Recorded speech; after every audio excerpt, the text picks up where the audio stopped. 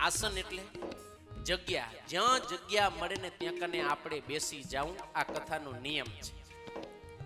પછી માન મૂકીને બેસો, કોઈ પણ પ્રકારનું માન રાખવું નહીં, સ્થિર થઈને બેસવું. આસનનો એક અર્થ છે સ્થિરતા. આસન સિદ્ધ કરવું એટલે કે તમે કોઈ પણ આસને, જે આસને તમે લાંબા સમય સુધી બેસી શકો પણ સ્થિર થઈને બેસો.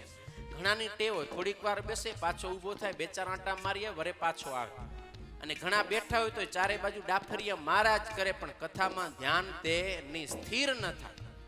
માટે આસન સિદ્ધ કરવું મતલબ સ્થિર થઈને કથામાં બેસવું ને સાંભળવું.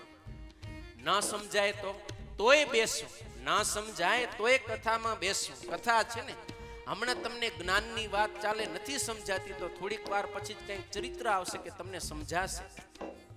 હમણાં ચરિત્ર ચાલે છે પણ તમને એટલો બધો રસ નથી આવતો, તમારું જ્ઞાન પ્રધાન જીવન છે, તમને કંઈ ડેપ્થ વાળી વાત ખપે તો થોડીક વાત જુઓ, એ જ્ઞાનસભર કંઈક પ્રકરણ આવશે. પણ બેસો, ન સમજાય તો એ કથામાં બેસો તો તમને સમજાય વાત આવવાની જ છે, પણ બેસો, એને કહેવાય આસન.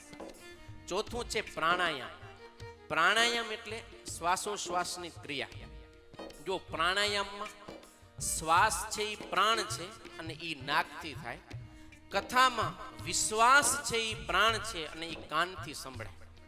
જે કંઈ શાસ્ત્રમાં જે કંઈ વક્તાશ્રી કે એમાં પૂર્ણ વિશ્વાસ રાખીને એને સ્વીકારે, એને માને તો એનું કામ થઈ જાય. પ્રાણાયામના 3 સ્ટેપ છે: પૂરક, કુંભક અને રેચક. પેલો શ્વાસને લે, રોકી રાખે ને પછી છોડી દે. એમ કથા જેટલી સંભળાય, જ્યાંથી સંભળાય તમે લ્યો, એનો સ્વીકાર કરો, પૂરક પૂરો. પછી તમે એને પૂરક થઈને કુંભક એટલે કેટલી રાખવાની, તો કે જેટલા જેટલા સદગુણો આપણને ઉપયોગી છે એટલા આપણે ગ્રહણ કરતા જવાનું સદગુણો, અને આપણામાં જે કંઈ દોષો હોય એને છોડતા જવાનું. એટલે એ શું થયું? રેચક. સમજી ગયા?